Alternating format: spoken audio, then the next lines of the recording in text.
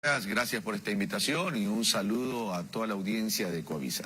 Buenos días también. Empecemos hablando de uno de los temas que ha generado reacciones en la propuesta de este binomio.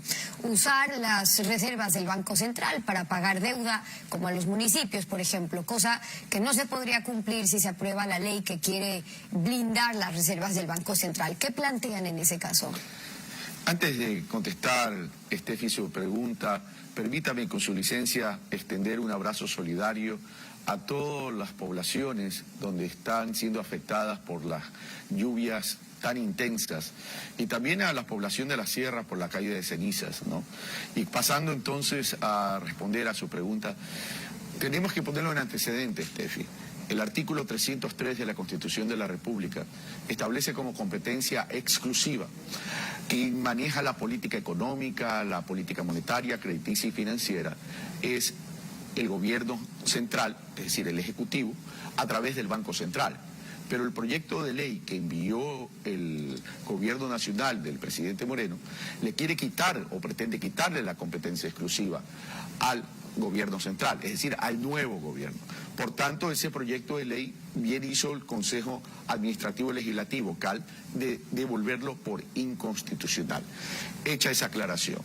Ya cuando vamos a hablar sobre la transferencia de los recursos que por ley le corresponden a los gobiernos autónomos descentralizados, en ningún momento se está afectando la reserva en términos de disminución. Porque la reserva tiene un efecto, es decir, aumenta cuando ingresan dólares del exterior y disminuyen cuando salen dólares al exterior. Por tanto, no se está afectando la reserva y lo que se establece es más bien una línea de crédito al gobierno central para que éste pueda articular y enviar esos recursos que los adeuda el gobierno central a los municipios, a las prefecturas, etcétera. Y aquí habría que hacerse una pregunta, ¿qué es más conveniente? ¿Que los gobiernos autónomos descentralizados que representan territorios se vean más afectados y esos territorios representan población o simplemente nos quedamos cruzados de brazos y no resolvemos el problema? Lo que pasa es que las reservas son importantes porque permiten disponer, digamos, de manera inmediata de activos para financiar pagos, no con bonos, no para cuando algún gobierno buenamente quiera pagar, no para usarse en gasto público de un gobierno de turno, sino para respaldo. Una crisis, por ejemplo, los depositantes de los fondos puedan exigir esos fondos. Es que en ningún momento se está hablando de afectar la reserva y que ponga en riesgo los pagos, porque la reserva no se la va a tocar. Simplemente es un crédito mediante transferencias y se asentará en la contabilidad del Banco Central ese crédito y el gobierno central tendrá que pagar en N tiempo. Recordemos un poco qué es lo que proponía el candidato Andrés Arauz cuando hablamos sobre eso. ¿Cómo no? Vamos a acceder a liquidez de las reservas del Banco Central para igualarnos oportunamente con los gobiernos autónomos descentralizados del país y más bien ya solucionar los problemas financieros casa adentro entre el Banco Central y el gobierno nacional. Y ya pasó, según la gerenta del Banco Central en el 2020, que hubo un estrés de pagos, es decir, esa baja de las reservas que les hizo incluso recurrir a un crédito. Cuando dice Andrés Arauz que van a acceder a la liquidez de las reservas para igualarse en pagos, para solucionar problemas financieros, primero casa adentro entre el banco también y el gobierno, pero esos dineros son de los depositantes de la banca privada, del IES, de los GATS, de las empresas públicas. Partamos que en el caso de ganar las elecciones, su gobierno quiere hacer un buen uso de esas reservas de manera responsable, ok, pero al no blindarlo están confiando en que siempre llegará un buen gobierno que le quiera dar buen uso y de eso aquí tenemos bastantes antecedentes. Mi querida Steffi, primer lugar, acceder a la liquidez no significa reducir la reserva. No significa apropiarse y reducir la reserva. ¿Y entonces qué significa? O sea, si sacan, si acceden, si la usan, ¿cómo no disminuye? Porque es un crédito, no es un gasto, es un crédito. Y ese crédito hay que pagarlo. Y en ese sentido se lo pagará. Porque no está disponible en ese momento, es decir, ya lo ponen en otra bolsa, ¿no? Si usted ve cómo funciona la banca comercial, ¿usted cree que la banca comercial, cuando genera crédito 2 a 1, simplemente utiliza el 100% de los depósitos, no lo usa. Por tanto, simplemente la dinámica del Banco Central, que ya se lo hizo en el 2015 y se lo hizo en el 2016, cuando hubo el tema del terremoto, usted comprenderá que también en un momento de emergencia, en un momento urgente, porque no esto es una condición normal ni natural, estamos viviendo una emergencia en el país, entonces tratemos de buscarle la solución, porque el decirle a los municipios, decirle a las prefecturas, decirle a las juntas parroquiales, encárguense del manejo de la pandemia, encárguense de la administración, y no se les entrega dinero, no se les entrega por lo que ley les corresponde, que son las asignaciones de recursos y la devolución del IVA, entonces lo que estamos diciendo es, privilegiemos un balance aritmético y dejemos en indefensión a toda una población. Tenemos que tomar soluciones. Ese es el arte de la política, tomar soluciones en beneficio de quién, en beneficio del pueblo ecuatoriano. Claro, el tema es de dónde se toma para buscar esas soluciones. El argumento de que hay temas más urgentes, digamos, que para que el dinero no esté ocioso, es el mismo argumento, similar por lo menos al que utilizaron cuando, por ejemplo, le quitaron los fondos al IES. En el gobierno de Correa, cuando le quitaron ese aporte del 40% al fondo de pensiones, era porque decían que el IES tenía superávit, que no se necesitaba, que mejor gastar donde era urgente, y ya vimos lo que le pasó al IES. El año pasado, si el gobierno no cumplía con los pagos del aporte del 40%, no tenían ni siquiera cómo pagar las pensiones a los jubilados. ¿Qué proponen, por ejemplo, en ese caso, para devolverle a los afiliados del IES una seguridad social sostenible, que pueda cubrir las atenciones de salud, de medicina, de pensiones, sin que sean los afiliados los que vayan a tener que pagar los platos rotos de los malos manejos? El tema del problema de la seguridad social, Steffi, es un problema muy estructural y que no solamente es del Ecuador, es del mundo entero. La seguridad social en el mundo está complicada. Primero, la población está envejeciendo a nivel mundial y en el Ecuador también. Por tanto, hay menos aportes para poder financiar un jubilado. Le recuerdo que técnicamente, para financiar las pensiones de un jubilado, se requieren 8 afiliados activos. Hoy estamos de 6 para abajo y la tendencia es esa. Por tanto, lo que tenemos que buscar es las soluciones estructurales para fortalecer la seguridad social. ¿Cómo hacerlo? Entonces sería la pregunta. ¿Cómo hacerlo? Primero, mantener ese 40% que usted dice. Ok, ese es un elemento, esa es una decisión. La segunda decisión es comenzar a construir y comenzar a generar empleo formal, empleo adecuado, empleo con seguridad social. Porque yo le recuerdo, Steffi, que en estos casi 4 años se han destruido más de 300.000 plazas de trabajo con seguridad social. Entonces, hoy tenemos una afectación producto de estas políticas de austeridad del actual gobierno que han permitido el despido masivo y que ha generado un caos en la fuerza laboral ecuatoriana, una afectación al seguro social de $30 millones mensuales. Entonces, las cosas en la seguridad social pasan por otros temas que hay que buscarle la solución. Uno, generar más trabajo para que haya más aporte y establecer una agenda de fortalecimiento institucional de la seguridad social para llegar a esos 8 afiliados activos por un afiliado, que como usted comprenderá no se hace de la noche a la mañana, tendremos que entrar en un proceso. Claro, una propuesta es ok, generando más empleo, que haya más afiliados a la seguridad social, pero lo otro es con qué políticas y decisiones que se tomaron se afecta la sostenibilidad de la seguridad social, cuando clientelarmente se quiere decir, bueno, que también estén afiliados los hijos de quienes tienen hasta 18 años, hijos de los afiliados, perfecto, suena una maravilla, pero ¿cómo estaba eso financiado? Sí, el seguro social campesino, pero si salía de los mismos fondos, es decir, mucho se puede ofrecer, pero luego la sostenibilidad en esas decisiones es lo que está cruzando factura al día de hoy. Los malos manejos también vienen, por ejemplo, por la corrupción en el IES, en los hospitales, en la salud, en la contratación pública. En el gobierno de Correa, por ejemplo, eliminaron el informe previo de Contraloría para que el Contralor tenga un pretexto de emitir un informe ya solo después de que roban, ya solo después de que se sacan la plata. Para entregar contratos a dedos, se inventaron estas modalidades de pago de emergencia para poder dar contratos a los amigos sin pasar por concursos, y emergencia además que duraban años. ¿Cómo proponen ustedes ahora corregir o en la contratación pública cerrar las arcas de la corrupción? Siguiendo con su línea de pensamiento y su línea de pregunta, querida Steffi, vamos a lo siguiente. Errores en el país han habido. El feriado bancario fue un error. Cuando se liberalizó todos los controles y todas las políticas para dejar al sistema financiero prácticamente al amparo de las fuerzas del mercado.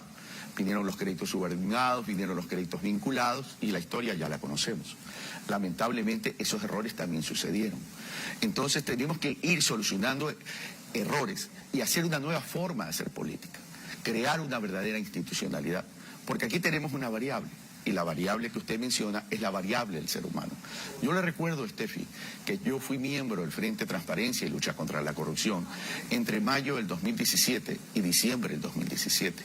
Nosotros entregamos a este gobierno, al presidente Moreno, le entregamos toda una política y toda una estrategia de transparencia y lucha contra la corrupción, donde restituíamos el informe previo a la Contraloría, pero lamentablemente el presidente Moreno archivó todo lo que se le entregó, producto de un trabajo de 6 meses a profundidad.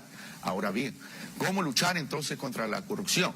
Estableciendo una reforma al Tribunal de Contratación Pública, teniendo un catastro nacional donde estén registrados todos los contratistas, directos e indirectos, entendiéndose como indirectos a los proveedores, y que en ese catastro sepamos no solo quiénes son, sino su patrimonio, su situación financiera, su especialidad, su récord de cumplimiento en lo privado, en lo público y también con el SRI, con la Seguridad Social, y adicionalmente cuánto concentran de la contratación pública y establecer una trazabilidad del dinero de la contratación pública vía facturación electrónica que existe para saber dónde se está yendo el dinero y por qué concepto. Para aquello necesitamos establecer rubros, precios unitarios, para parar la corrupción a tiempo, es decir, un sistema preventivo. Pero estoy de acuerdo con usted, Steffi, en que a la Contraloría hay que reformarla, hay que transformarla, porque no puede ser que ya emita informe de responsabilidad sobre lo actuado y sobre lo hecho, y a veces incluso ni eso hace. Tiene que venir desde el acompañamiento, el informe previo y durante todo el proceso de la contratación, porque de lo contrario no es un trabajo eficiente, Steffi. Y ahora, reconociendo su trayectoria desde la Secretaría, desde la lucha anticorrupción, desde la búsqueda de la transparencia, ¿cuál es la posición de Carlos Rabascal hablando de su experiencia? Claro, ahora haciendo campaña en un movimiento cuyos líderes o las vinculaciones con sus compañeros, estamos hablando de un caso en el que el expresidente fue sentenciado, su vicepresidente Glass preso, el contralor Poli Tuido, el exministro de Hidrocarburos Pareja preso, el exministro de Industria, el presidente del IES en su momento, González Fugado, su asesor detenida, el exministro de Electricidad detenido, varios exministros procesados en el caso Soborno. ¿Qué pasa ahí con esos casos de corrupción? Pero vamos por parte. En la pregunta que usted me hace, usted me dice, ¿cuál es mi posición frente a estos hechos? Mi posición frente a estos hechos es de institucionalidad, pero también de ciudadano y de sentido común. Primero, todo acto de transgresión a la ley tiene que ser sancionado y tiene que asumir esas responsabilidades y consecuencias quien transgrede la ley. Por tanto, ahí no hay nada que discutir. Es decir, que está de acuerdo con que se cumpla la sentencia en el caso de Soborno, por ejemplo. Que aquellos que transgredieron la ley tienen que asumir una responsabilidad. Pero esta pregunta ya me lo hizo su colega Lenin Artieda, quien está junto a usted en este momento y que está presente en el estudio. Y yo le dije, a ver, dentro del debido proceso del caso autollamado marqueteramente Soborno, empezó con una teoría del caso y terminó con algo muy distinto a la teoría del caso. Yo tengo mis dudas en relación a ese debido proceso. Por tanto, será en las instancias internacionales, conforme lo ha anunciado el propio expresidente Correa, en relación a que él va a acudir y está acudiendo a estas instancias internacionales para determinar si ese debido proceso fue legítimamente administrado en la administración de justicia. Cuando se han agotado también las instancias en la Corte Constitucional. Ahora, hablando de instancias internacionales y de la lucha contra la corrupción, en las propuestas, una comisión internacional de lucha anticorrupción con Naciones Unidas, como la que este gobierno ofreció y no cumplió, ¿qué proponen ustedes frente a eso? Usted se refiere a algo parecido al CICIG de Guatemala. Yo no estoy de acuerdo con aquello, por una sencilla razón. Si es esa la institucionalidad que usted insinúa o propone, Steffi, yo no estaría de acuerdo con eso, porque eso es violentar la soberanía del país y es reconocer que nuestra institucionalidad y que los ecuatorianos no podemos hacer nada por nuestro país. Por tanto, lo que hay que hacer es reinstitucionalizar el Ecuador, porque hay que reconocer que hay una débil institucionalidad en el país, no de ahora, no de ayer, sino en la vida republicana del Ecuador. Y eso significa que los ecuatorianos tengamos que buscar causas comunes para fortalecer esa institucionalidad. Distinto es no una institucionalidad en Naciones Unidas en términos de algo parecido a la CICSI, que usted ha hecho, no referencia, pero lo ha insinuado, pero sí los aportes y las contribuciones de todo un sistema interamericano, y yo diría a nivel mundial, a efectos de luchar contra la corrupción. Porque, por ejemplo, el narcotráfico está presente desde hace mucho tiempo, no en el Ecuador, en el mundo entero. ¿Cuál es el problema del narcotráfico? Que mientras tenga esos niveles de rentabilidad, esos niveles de utilidad, sigue siendo un buen negocio para estos malos comerciantes. Y entonces siempre lo va a existir. Mientras no luchemos contra el lavado de activos, entonces simplemente esa corrupción existirá. Bueno, lo que tenemos que hacer justamente es ser de lo que enérgicos ocurre, en la lucha contra la corrupción. Lo que ocurre justamente de la corrupción y lo que vivimos en las cárceles, la masacre que acaba de vivir el Ecuador. Lo escuché a usted decir que alguien está controlando las cárceles y no es precisamente el Estado ecuatoriano. Es evidente. ¿Quién controla? Digo, lo que se vivió carga un mensaje. Hay una disputa de bandas criminales con influencia de México, de Colombia, cárteles que se están jugando el control del narcotráfico, y el presidente Moreno le acusó directamente al gobierno de Correa de haber sido permisivo en el control fronterizos, que quitar la base de Manta, que los radares no funcionaban, que las relaciones de cuando se quiso negociar la paz entre el ELN y el gobierno colombiano. ¿Qué proponen ustedes con eso? Mi querida Steffi, el presidente Moreno apenas tiene el 4% de credibilidad.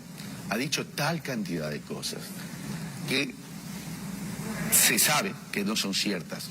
Yo le recuerdo que habló del puente que va a Colombia, que no servía para nada, que facilitaba el narcotráfico, y hace poco estaba recorriendo con el presidente Duque ese mismo puente. Es decir, él dice algo y se contradice. No podemos argumentar algo en relación a lo que diga el presidente Moreno. Pero vamos a lo siguiente. Usted tiene mucho acierto en decir lo que está pasando en las cárceles. Es una guerra de bandas, y eso es obvio y evidente. ¿Y por qué sucede? Casualmente por la ausencia de Estado. Cuando yo hacía la reflexión de quién está manejando las cárceles ecuatorianas y que no es el Estado, es evidente, porque si fuera el Estado no estuviera sucediendo esto. ¿Dónde están los servicios de inteligencia? Cuando el general Moncayo sale a decir que esto ya se conocía, lo que iba a pasar, entonces yo me preocupo. Ahora, lo que hay que hacer entonces es restituir institucionalidad por un lado y presupuesto por otro lado. Porque cuando se elimina el Ministerio de Justicia y se entrega las cárceles a las policías, la policía no tiene la especialidad ni le compete manejar las cárceles. Pero adicionalmente, si se disminuye el presupuesto, ¿cómo se puede establecer un modelo de gestión que pueda ser eficiente, eficaz y oportuno? Entonces, ahora hay que rehacer todo lo que ha distribuido en términos de institucionalidad, en ese sentido, el gobierno actual. Y esas son algunas de las propuestas de Carlos Rabascal, candidato a la vicepresidencia por UNES, acompañándonos hoy en Contacto Directo. Muchas gracias por haber estado con nosotros. Muchas gracias, Steffi. Un saludo también a Lenin y un abrazo a toda la audiencia, y ratifico mi solidaridad con todas aquellas hermanas y hermanos que están sufriendo la inclemencia del tiempo, tanto en la costa como en la sierra. Con ustedes, vamos a una pausa comercial, y cuando regresemos vamos a revisar el proyecto de ley de defensa de la dolaridad.